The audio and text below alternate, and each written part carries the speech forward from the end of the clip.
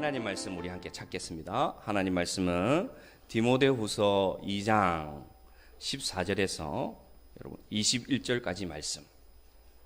신약 성경 344페이지 디모데후서 2장 14절에서 21절까지 말씀.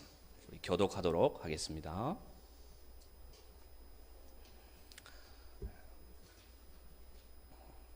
제가 14절 읽겠습니다. 너는 그들로 이 일을 기억하게 하여 말다툼을 하지 말라고 하나님 앞에서 몸이 명하라.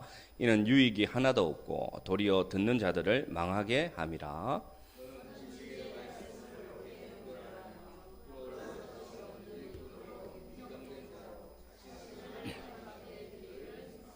망령되고 헛된 말을 버리라. 그들은 경건하지 아니하며 점점 나아가나니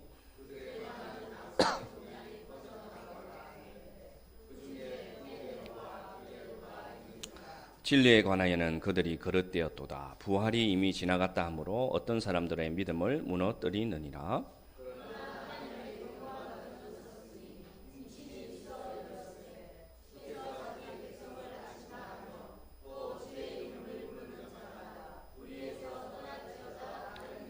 큰 집에는 금그릇과 은그릇뿐 아니라 나무그릇과 질그릇도 있어 귀하게 쓰는 것도 있고 천하게 쓰는 것도 있나니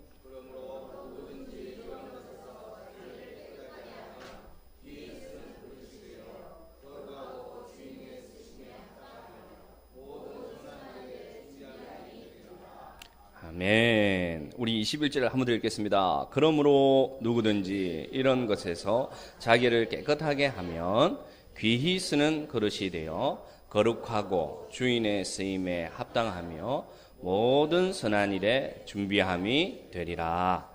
아멘. 디모데후서 말씀은 제가 간단히 설명을 드리자면 바울 서신이 히브리서를 포함하면 바울이 쓴 편지는 총 14권이 있습니다. 우리 신약 성경 중에 14권이 사도 바울이 쓴 편지입니다. 그 중에 여러분 이 디모데후서는 어디에 해당이 되냐면요. 목회서신이라고 불러요. 목회서신. 목회하는 자들에게 매우 교훈이 된다 해서 목회서신이라고 부르고 디모데후서를 쓸 때 사도 바울은 이 디모데후서가 자기에게는 최후의 편지였습니다. 마지막 편지였습니다. 그리고 장소는 로마 감옥에서 사도 바울이 전도하다가 마지막으로 갇혔는데 그때 로마에 있던 황제가 누구냐면 여러분 아주 유명한 사람이에요. 누굽니까? 네로 황제였어요. 네로 황제. 그래서 사도 바울은 네로 황제 때 순교를 당했습니다. 그때가 이 편지를 쓸 때가 학자들이 연구해 보니까 주후 64년 정도를 보고 있습니다. 그 후에 3년 뒤에 사도 바울은 네로에 의해서 순교당했다고 전해져 오고 있습니다. 그래서 이 편지는 사도 바울에게는 여러분 우리에게 남긴 유언과 같은 편지입니다. 유언과 같은 편지. 그래서 이 편지가 우리에게 주는 교훈이 참 많이 들어있어요. 한 주간 여러분 묵상해 봤으면 알겠는데 놓치고 싶은 말씀이 하나도 없어요. 아주 많은 교훈들이 들어가 있습니다. 제가 이제 2012년부터 쭉 묵상 노트를 기록하면서 묵상하는 가운데 2015년도 12월 달에 보니까 디모데후서를 묵상했더라고요. 그래서 그때의 노트를 찾아서 인터넷에서 같이 보면서 오늘의 말씀을 함께 묵상하면서 준비했습니다. 저는 이 디모데후서를 읽으면서 이 디모데후서에서 우리가 놓치면 안 되는 가장 중요한 구절이 있다면 어딜까 한번 생각해 봤습니다. 그럴 때 저는 2장 오늘 말씀 중에 15절 말씀 디모데후서 2장 15절 말씀이 저는 이 디모데후서에서의 핵심이다. 저는 그렇게 생각하게 되었습니다. 우리 함께 앞에 나와 있습니다. 읽어봅시다. 너는 진리의 말씀을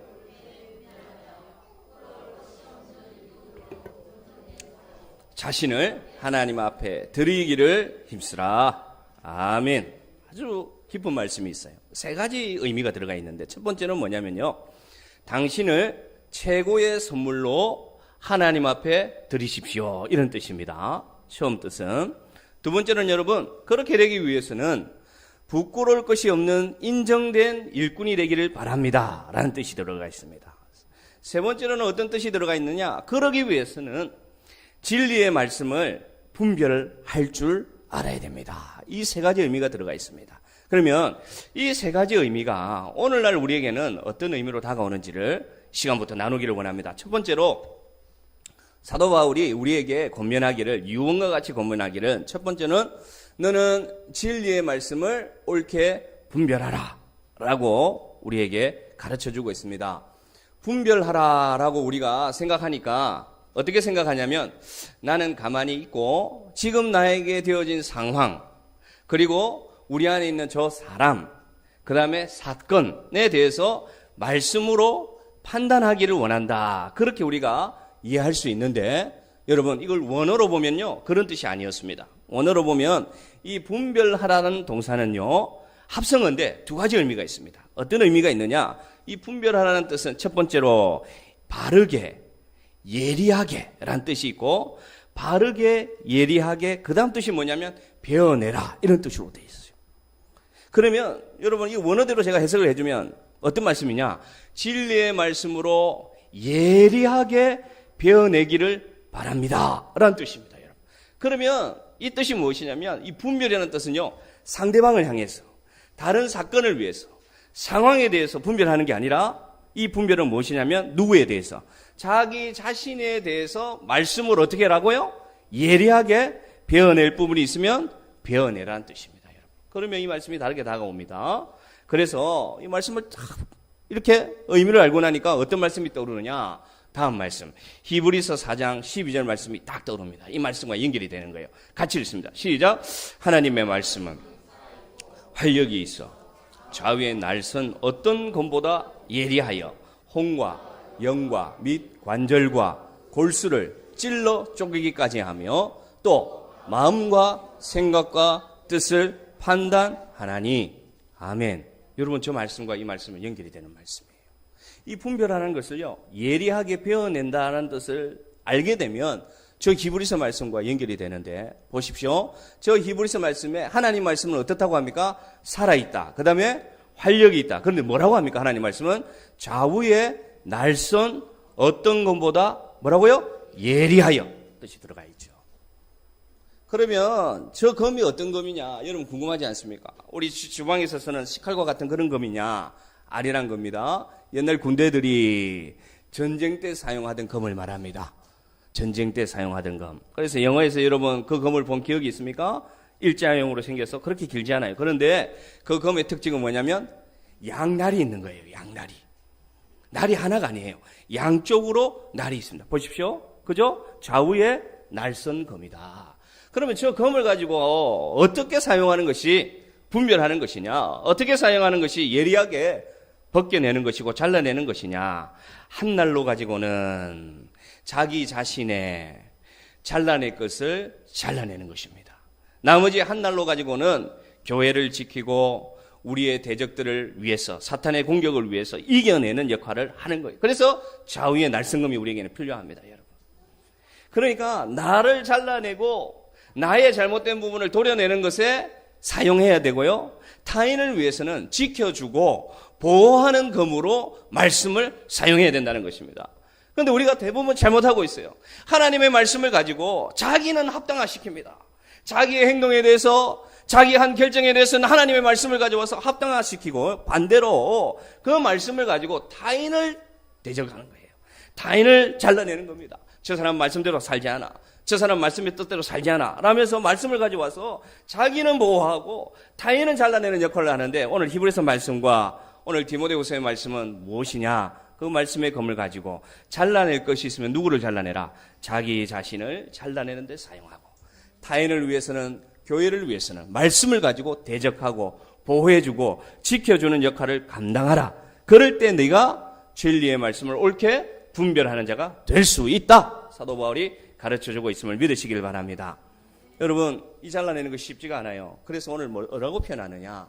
혼과 영과 관절과 골수를 잘라낸다고 하십니다. 우리 피부에 있는 상처를 말하는 거 아니에요.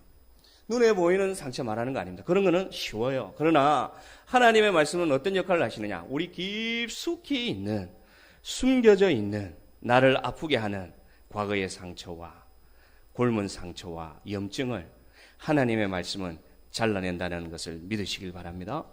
말씀을 통해 이런 역사가 우리 속에 일어나야 된다는 것입니다. 오늘 사도 바울이 그렇게 권면하고 있어요. 여러분 말씀을 가지고 여러분 속에 있는, 타인에게 보이지 않지만 여러분에게 감춰져 있지만 냄새 나는 것, 썩어진 것, 그런 것들을 깨끗해 하기를 원합니다. 오늘 사도 바울이 우리에게 도전하고 있습니다. 여러분, 이것들은 다 나은 것 같아도 이게 쓸리면요 아파요. 나는 말씀으로 믿음으로 다 극복한 것 같은데 세월이 지나고 시간이 지나고 은혜가 감소하면 이게 다이면 다시금 나 안에 다가옵니다. 다시금 나를 아프게 합니다. 다시금 나를 좌절하게 합니다. 여러분, 이 문제들이 우리에게 있지 않습니까? 이런 과거들이 우리에게 있지 않습니까? 다 있습니다. 여러분, 누구나 다 가지고 있어요. 어릴 때 받았던 상처, 자라오면서 받았던 상처, 사회생활 하면서 받았던 그 모든 기억들이 내 안에 골수와 관절과 내 마음 깊은 곳에 들어가 있다는 것입니다. 그러나 이것은 무엇만이 잘라낼 수 있다고 말하고 있습니까? 하나님의 말씀은 이것을 잘라내고 치료하는 외과 의사와 같은 역할을 감당한다는 것입니다. 그럼 우리가 말씀 속에 나가야 된다는 것이죠. 그걸 오늘 우리에게 가르쳐주고 있습니다. 보이는 것은 괜찮습니다. 그런데 문제가 되는 것은 우리 안에 보이지 않는 것들이 나를 아프게 한다는 것입니다. 때로는 이것이 나를 허무하게 합니다. 때로는 이것이 나를 깊은 절망으로 이끌기도 합니다. 그러면서 여러분, 습관처럼 또 다시금 나를 공격하고 나를 해치는 그런 행동으로 나온다는 것입니다. 그러면 이것을 어떻게 해야 우리는 이 사도 바울의 말씀처럼 예리하게 베어낼 수 있을까요? 우리는 어떻게 하면 내 안에 있는 이 더러운 것들을, 이 상처난 것들을, 이 지우고 싶은 흉터를 없애버릴 수 있을까? 여러분, 두 가지 방법이 있습니다. 무엇이냐? 마음과 생각을 판단하기 때문에 한 가지 방법은 여러분, 제가 늘 말씀하지만 하나님의 말씀을 펼쳐야 됩니다. 하나님의 말씀을 마주해야 합니다. 여러분, 사람 의지하고 여러분 상담받고 치료받는다고 없어지는 게 아니에요. 이거는 영혼의 상처고 영혼의 문제이기 때문에 이 오늘 하나님 말씀처럼 여러분 손에 있는 성경 말씀을 펼쳐야 합니다. 그 말씀을 읽어야 합니다. 그 말씀 속에 내 자신을 비추어 보고 내 자신을 드러내고 그 말씀에 나를 도려내야 된다는 것입니다. 이 첫 번째 방법이고, 두 번째 방법은 잘 되지 않습니다. 말씀을 펼쳐도 이 말씀이 어떤 의미인지, 아니 도대체 이 말씀이 나에게 어떻게 적용해야 되는지 우리는 헷갈릴 때가 너무 많습니다. 그래서 우리는 어떻게 해야 되느냐? 성령의 검이 나에게 나타나셔서 내가 할 수 없는 이 잘라냄을 하나님 허락하여 주옵소서 기도해야 됩니다. 성령의 불로 여러분, 성령의 불이 이 시간 내 안에 있는 이 상처를 태워주시기를 원합니다. 태워주실 때 무엇으로? 하나님의 말씀으로 태워주고 하나님의 말씀으로 온전케 되고 하나님의 말씀으로 지워지는 성령의 불을 지금 나에게 보내주옵소서 하고 여러분 간구해야 됩니다. 말씀과 간구가 있을 때 우리는 여러분 오늘 말씀처럼 진리의 말씀을 옳게 분별하는 우리 건강한 하나님 앞에 자녀가 될 줄로 믿습니다. 그래야지 여러분 우리를 거룩한 산제물로 하나님 앞에 드릴 수가 있어요. 그럴 때 우리의 예배를 하나님이 받으시는 거룩한 산제물이 우리가 될 수가 있습니다. 하나님 말씀을 펼치시고 하나님께 여러분 간구하십시오. 하나님, 이 시간 저는 지혜가 없습니다. 저는 지식이 없고요. 내 마음이 너무 분주해서 이 말씀이 내 눈에 들어오지 않습니다. 그러니 제발 하나님 성령 보내주셔서 이 말씀 속에 내 길을 찾게 하시고 이 말씀 속에 내 안에 있는 깊은 상처가 잘려져 나가는 치유가 일어나도록 도와주옵소서. 기도하는 저와 여러분 되기를 원합니다. 두 번째로 여러분, 우리가 하나님 앞에 최고의 선물이 되기 위해서는 부끄러울 것이 없는 인정받는 일꾼이 되어야 됩니다. 부끄러울 것이 없는 인정받는 일꾼. 왜 오늘 사도 바울은 여러분 이 부끄러움이라는 단어를 사용했을까요? 부끄러움이라는 단어를 사용했을까요? 그 많은 단어 중에 뭐 허물이 없는, 부족함이 없는, 그죠? 여러 가지 단어가 있지 않습니까? 그런데 오늘 사도 바울은 왜 이 부끄러움이라는 단어를 사용하셨을까? 왜 했을까? 묵상하는 가운데 부끄러움은 과연 어디서부터 왔는가 생각하게 되었습니다. 여러분 아시지 않습니까? 성경에 기록되어 있는 최초로 부끄러움이 온 사건이 무엇입니까? 아담과 하와가 사탄의 유혹에 넘어가서 선악과를 따먹고 나서 비로소 그들이 서로를 보면서 무엇을 보았더라? 벌거벗은 것을 보았더라. 그러면서 부끄러움이 들어오게 되었습니다. 부끄러움은 여러분 죄로부터 왔습니다. 죄로부터. 다른 말로 저는 오늘 이것을 열등감이라 말하고 싶습니다. 열등감. 그들이 여러분 하나님의 옷을 입고 있었어요. 그들은 선한 옷을 입고 있었어요. 보이지 않지만 하나님의 형상대로 지원받아서 하나님과 교제하고 하나님과 말씀 나누고 하나님과 늘 더불어 살면서 그들은 보이지 않았지만 의의 옷을 입고 있었습니다. 선한 옷을 입고 있었습니다. 그래서 하나님을 만날 때 부끄럽지가 않았는데 사탄의 유혹을 받고 선악과를 먹는 순간 그들의 눈이 밝아져서 이렇게 표현되어 있습니다. 눈이 밝아져서 본 것은 더 이상 하나님의 옷은 벗어버리고 자기 육신의 옷을 입고 있는 모습을 본 후에 그들은 하나님과 자신 사이에 있는 열등감이 그들을 사로잡게 되었다는 것입니다. 그 열등감이 바로 여러분 아담과 하와의 후손 누굽니까? 가인을 역사합니다. 죄가 유전이 되어서 그래서 아벨을 죽이는 역할을 합니다. 그래서 저는 오늘 여러분 죄를 씻는 거 물론 중요합니다. 그런데 오늘 부끄러울 곳이 없는 이 일꾼으로 인정받는 자에서 이 부끄러움을 오늘은 열등감으로 여러분께 설명하고 싶습니다. 우리에게 열등감을 벗어버릴 때 우리는 하나님께 인정받는 부끄러울 곳이 없는 인정되는 일꾼이 됨을 믿으시기를 바랍니다. 그리고 말씀을 쭉 보니까 알 수가 있었어요.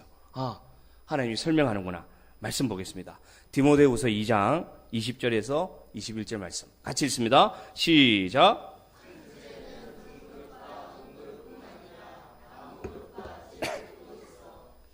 쓰는 것도 있고 천하게 쓰는 것도 있나니 그러므로 누구든지 이런 것에서 자기를 깨끗하게 하면 귀히 쓰는 그릇이 되어 거룩하고 주인의 쓰심에 합당하며 모든 선한 일에 준비함이 되리라. 여러분 저 말씀 잘 보십시오. 큰 집에는 어떤 그릇이 있다고요? 금그릇도 있고 은그릇도 있고 나무 그릇도 있고 질그릇도 있다라고 얘기합니다. 열등감은 어디서 오느냐? 비교식에서 오는 거예요. 질그릇이 생각합니다. 나는 왜 금그릇이 되지 않았을까? 은그릇이 생각하는 거예요. 나는 왜 금그릇이 되지 않았을까? 그런데 여러분, 그럼으로써 우리에게 들어오는 사탄의 가장 강력한 도구 무엇이냐? 열등감이 우리에게 들어오기 시작합니다. 비교의식을 통해서. 사도 바울이 그래서 오늘 저 20절 말씀을 딱 해놓은 거예요. 너희들 다 금그릇 되어라 말하지 않습니다. 뭐라고 합니까? 금그릇, 은그릇, 나무그릇, 질그릇이 있다 가르쳐주고 있습니다. 할렐루야. 있습니다. 여러분 인정할 것은 인정해야 된다는 것입니다.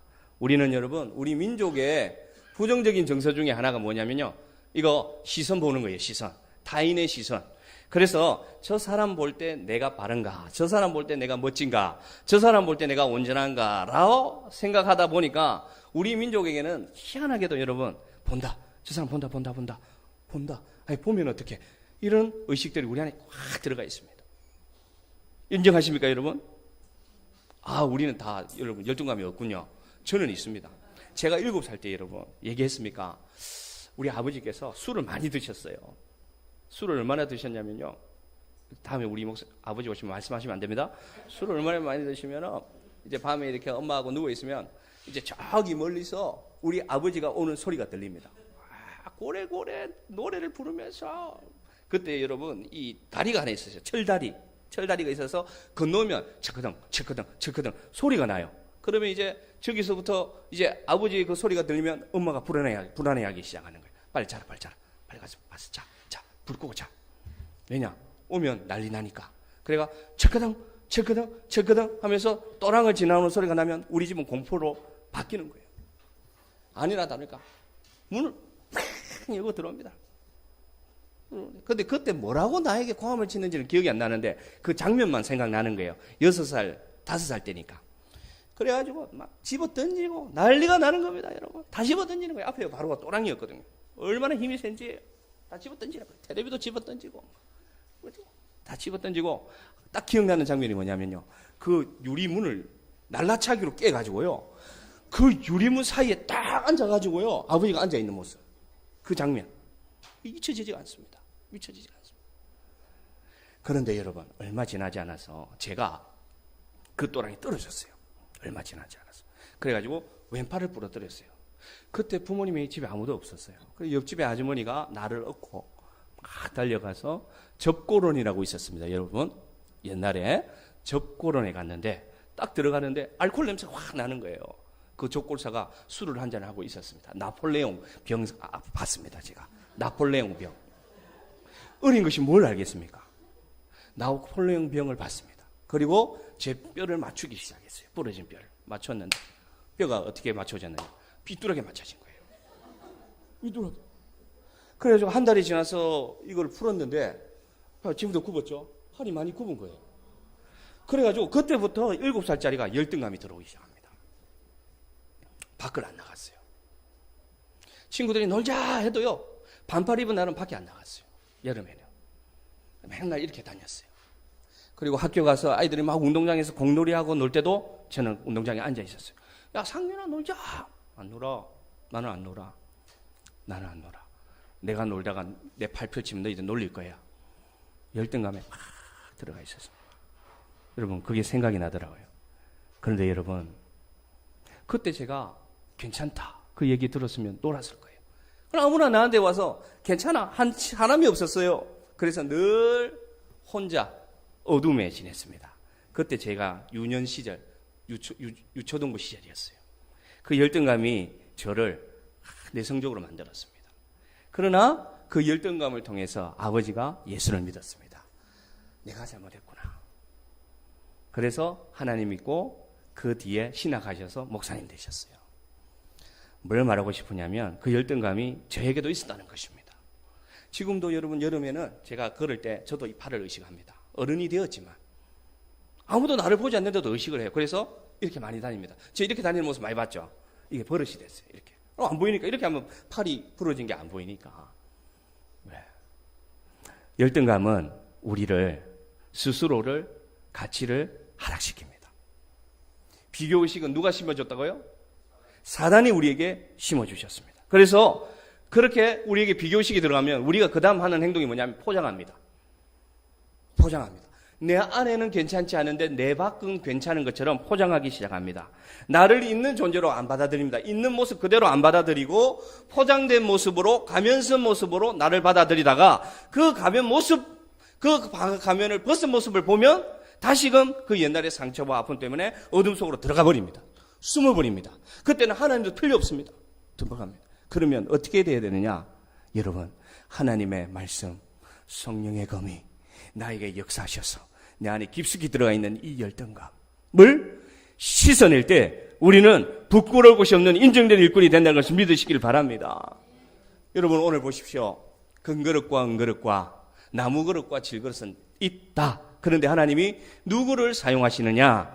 자기를 깨끗게 하면 하나님은 사용하신다고 오늘 말하고 있습니다. 여러분, 오늘 저에서 깨끗하게 한다는 것을 제가 말하고 싶은 것은 죄의 문제는 최초로 넘겨두고 오늘 저희가 여러분에게 강조하고 싶은 것은 깨끗하게 하는 것은 무엇이냐? 하나님의 시선으로 자기를 바라볼 때 가능하다는 것을 믿으시길 바랍니다. 하나님의 시선으로 여러분을 바라보십시오. 상처받은 과거의 시선, 세상이 보는 시선 말고요.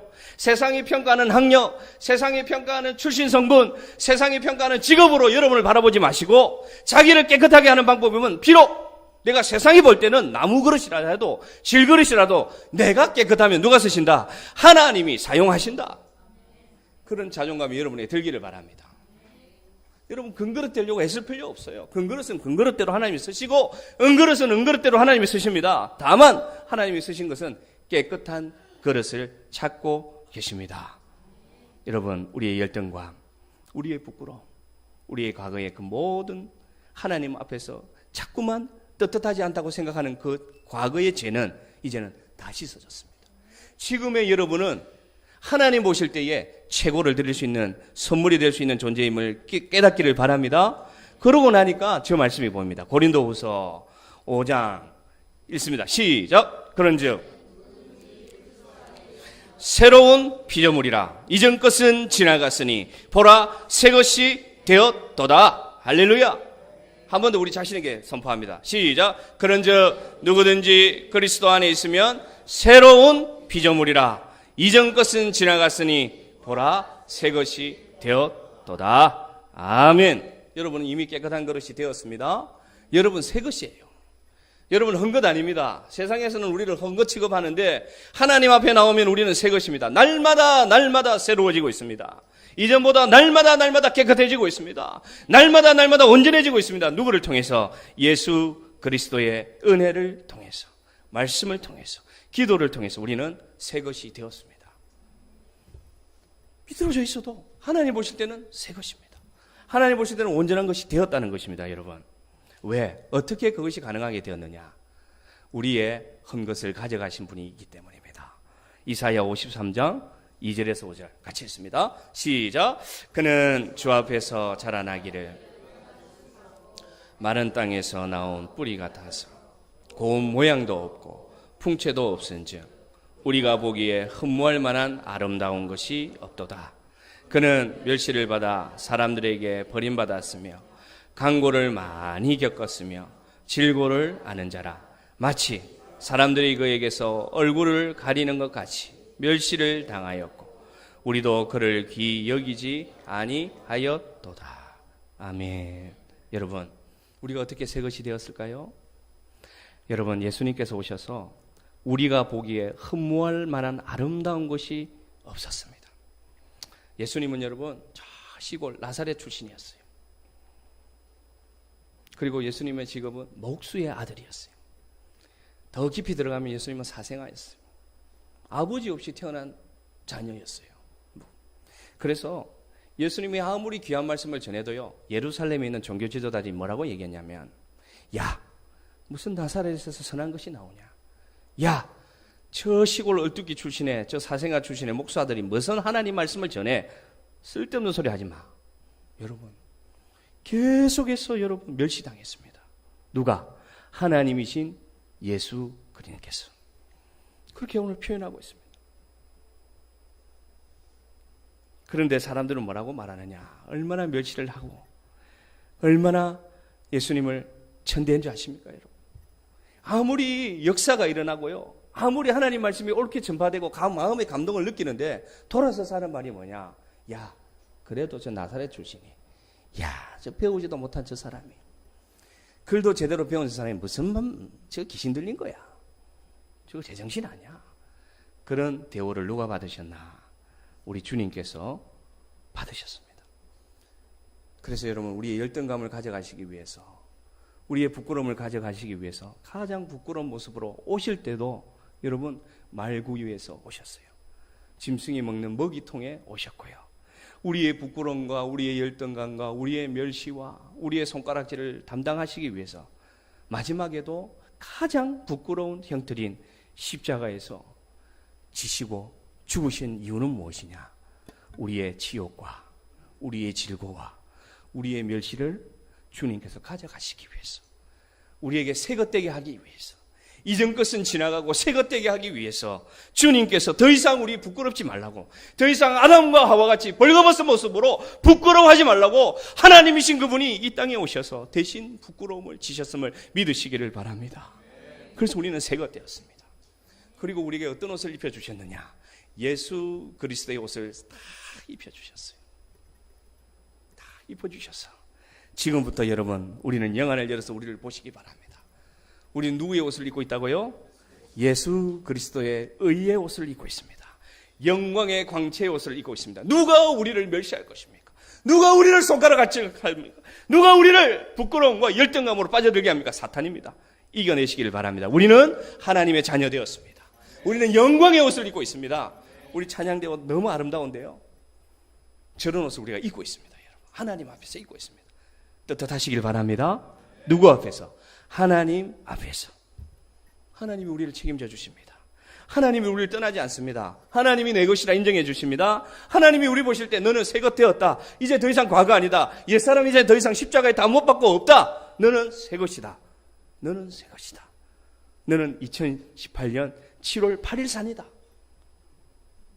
너는 새 것이다. 매일매일 새날 되심을 여러분 기뻐하시기를 바랍니다. 여러분, 열등감이 우리를 지배하고요, 비교의식이 우리를 지배하면 말세에 이런 때가 임한다고 오늘 설명하고 있습니다. 같은 말씀 디모데후서 3장 보십시오. 디모데후서 3장 1절에서 5절에 보면 너는 이것을 알라. 말세에 고통하는 때가 이른다. 말하고 있는데요. 그들이 왜 그런 모습대로 사는가 쭉 열거하고 있는데 제가 말씀 묵상하는 가운데 깨달은 게 뭐냐? 열등감이 지배하면 그렇게 사는 거예요. 자기 자신을 바로 바라보지 못하면 그렇게 사는 거예요. 그러면 어떻게 해야 되느냐? 하나님 사랑하는 것에서 떠나기 시작하면서 자기 자신이 이기적으로 살기 시작합니다. 돈을 사랑하기 시작합니다. 뭐냐? 돈의 옷을 입는 거예요. 자기의 영적인 열등감을 감추기 위해서 돈으로 옷을 입는 거예요. 돈이 있으면 괜찮겠지.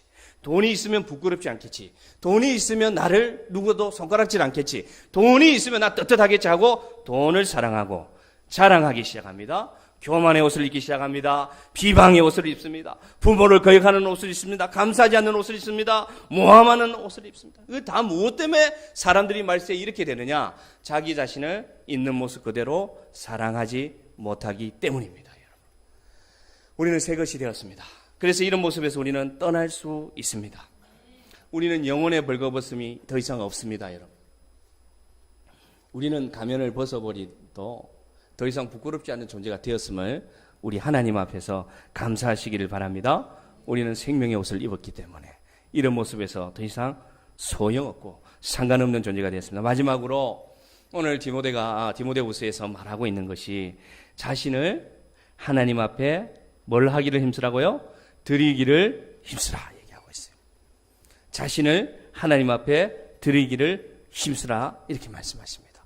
자, 진리의 말씀을 옳게 분별하고 부끄러울 것이 없는 인정된 일꾼이 되었으면 그대로 있지 말고 마지막 최후 단계 사도 바울이 뭐 하라고 합니까? 그렇게 되었으면 그렇게 된 것을 알면 뭐 하라고요? 자신을 누구 앞에 드리라? 하나님 앞에 드리기를 힘쓰라 얘기하고 있습니다. 우리 모두 우리 자신을 하나님 앞에 드리는 저희들 되기를 원합니다. 말씀을 쭉 묵상하니까 여러분 원어를 찾아보니까 이 뜻은 무엇이었느냐? 제가 초반에 말씀드렸는데 여러분 자신이 하나님께 최고의 선물입니다 라는 뜻입니다. 아멘. 여러분 자신이 하나님이 받으시는 최고의 선물로 드리라는 것입니다. 아멘. 그러면 나는 그렇게 생각하지 못했어요. 감히 내가 이 부끄러움이 많고 부족한 내가 하나님 앞에 최고의 선물이 될 수 있습니까? 물어볼 수가 있잖아요. 그런데 사도 바울이 가르쳐주고 있어요. 말씀을 옳게 분별하고 부끄러울 것이 없는 일꾼이 된 것을 날씨 깨닫게 되면은 당신은 하나님 보실 때 무엇이라고요? 최고의 선물이라는 것입니다. 가짜를 드리려고 하지 마십시오. 이제부터는. 여러분 진짜를 여러분 앞에 드리기를 바랍니다. 적당히 믿으면 여러분 최고의 선물이 될 수 없어요. 적당히 하면 되겠지. 여러분 주님은 우리에게 적당히 하셨습니까? 최선을 다하셨습니까? 최선을 다하셨어요. 주님은 우리에게 최선이었습니다. 하나님의 사랑은 우리에게 최선이었는데 우리도 모르게 적당히가 우리 안에 들어가 있어요. 그러나 여러분 이제부터는 하나님 앞에 진짜를 드리는 최선의 모습을 드리는 저와 여러분 되기를 바랍니다. 그 보혈로 예수 그리스도의 그 보혈로 그 정결한 보혈로 우리를 깨끗하게 해주셨어요. 우리를 새롭게 하게 해주셨어요. 그래서 우리 자신은 잘 깨닫지 못하지만 하나님 보실 때 우리는 지금 최고의 선물이 될 수 있습니다. 무엇만 드리면? 진심만 드리면 됩니다. 여러분 제가 늘 말씀드리지 않습니까? 하나님은 우리의 진심을 보세요. 서툴러도 됩니다. 우리 찬양대 하나님 앞에 찬양 드리는데 혹시 여러분 속에 내가 서툴지 않을까 그런 생각이 있으면 벗어버리기 바랍니다. 여러분이 찬양대의 가운을 입고 하나님 앞에 서는 순간 여러분 하나님 보실 때 뭐라고요? 최고의 선물입니다. 할렐루야. 여러분 예배드리는 여러분께 제가 말씀드립니다. 이 자리에 나와서 혹시라도 지금도 하나님 제가 부족합니다. 나는 어떻게 하면 좋습니까? 라는 생각이 든다면 그 생각을 지워버리고 하나님을 그냥 진심으로 바라보십시오. 하나님 나 이거 부족해요. 하나님 나 이것 때문에 하나님 앞에 다가가지 못할 때 많습니다. 하나님 이것 때문에 내가 여전히 하나님을 온전히 믿지 못하는 모습이 있습니다. 그러니 아시죠? 말하는 순간 여러분은 최고의 선물이 됨을 믿으시길 바랍니다. 아멘. 그렇게 살면 돼요. 그렇게 살면 돼요. 마지막으로 여러분 디모데후서 4장에 보시면 사도 바울이 어떻게 하나님께 최선의 선물이 됐는지를 고백하고 있습니다. 4장 6절에서 8절 넘어가며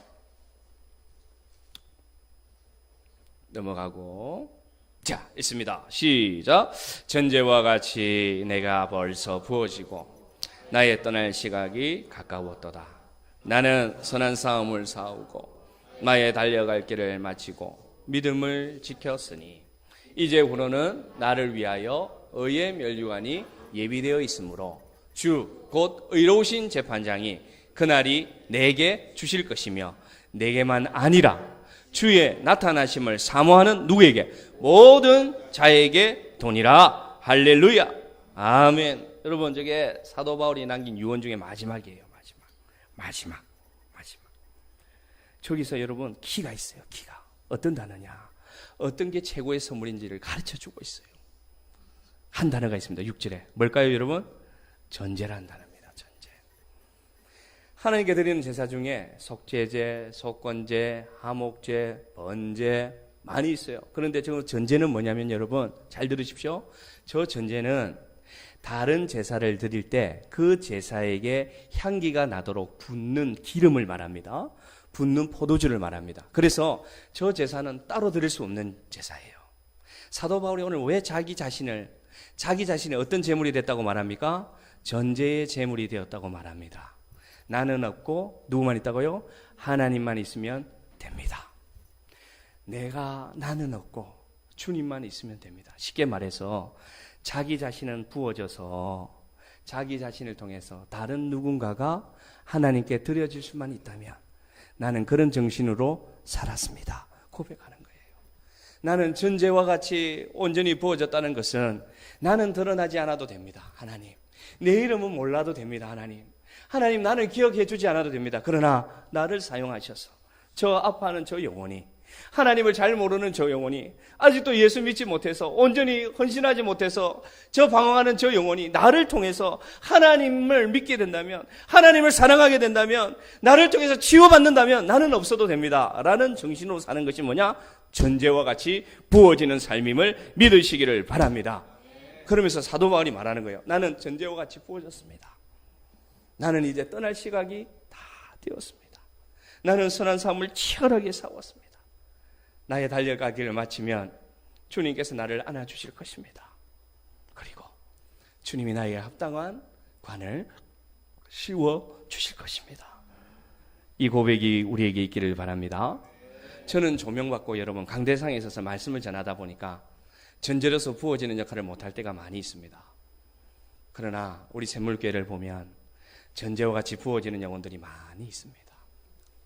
평일날 오셔서 보이지 않는데 화분에 물도 주고 떨어져 있는 쓰레기도 줍고 청소도 하고 아무도 보지 않는데 와서 교회를 꾸미고 교회를 사랑하고 헌신하고 아침 일찍 나와서 아이들을 가르치고 드러나지 않지만 아이들을 위해서 기도하는 여러분이 벌써 전제와 같이 부어지는 성도됨을 축복합니다. 여러분이 있어서 교회의 예배가 가능합니다. 그렇게 지금 섬기는 모습들이 전제와 같이 부어지는 모습임을 아시길 바랍니다. 여러분 복받은 사람들이에요.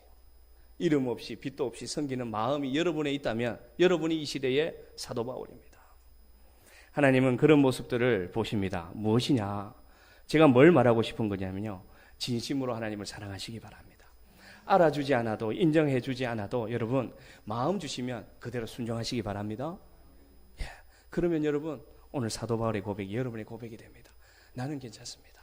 나는 몰라줘도 좀 됐습니다. 그러나 나를 통해서 교회가, 나를 통해서 우리 샘터가, 나를 통해서 우리 공동체가 조금이라도 하나님 사랑할 수 있다면 그것으로 저는 만족합니다. 하나님 나 아시지 않습니까? 하나님이 나를 아시면 됩니다. 하나님은 나의 진심을 아시지 않습니까? 고백할 수 있다면 여러분 그것으로 만족하는 여러분 되기를 바랍니다. 그게 하나님 받으시는 최선의 선물이에요. 많이 헌금하지 않아도 괜찮습니다. 높은 임직 안 받아도 괜찮습니다. 여러분 마음속에 쓰레기를 하나를 줍더라도 하나님 내가 하나님 사랑합니다 라는 진심으로 행한다면 여러분은 최고의 선물이 됨을 믿으시기를 바랍니다. 하나님 나도 금그릇 떼어서 헌신하고 싶습니다. 나도 은그릇 떼어서 하나님 헌신하고 싶습니다. 나에게 돈 좀 주십시오. 나에게 좀 능력 좀 주십시오. 그런 기도 더 이상 하지 마시고 하나님 내가 나무 그릇이어서 감사합니다. 내가 질그릇이어서 감사합니다. 서툴고 투박하고 부족하고 어렵지만 하나님 앞에 드리는 내 진심을 하나님이 아시니 감사합니다. 나를 사용하여 주옵소서. 그런 성도로 가득 찬 교회 되기를 원합니다. 화려하지 않아도, 프로페셔널하지 않아도, 야, 우리 교회는 진심 있는 교회다. 정말 하나님 사랑하는 성도들이 가득한 교회다. 그런 교회 되기를 원합니다. 그래서 우리가 다 가는 본향이 다르겠죠. 시간이 다 다르겠죠. 저도 먼저 갈 수 있고 누가 먼저 갈 수 있습니다. 그러나 저 천국에 가면 우리 주님이 우리를 맞아 주실 것입니다. 네가 진심으로 살았기 때문에, 네가 그때 아무도 보지 않을 때 진심으로 나에게 고백했기 때문에 내가 너를 최고의 선물로 이미 받았다. 보라, 이전 것은 지나갔으니 너는 새 것이 되었도다. 그런 은혜가 우리에게 있기를 바랍니다. 많은 자들이 세례요한에게 말했어요.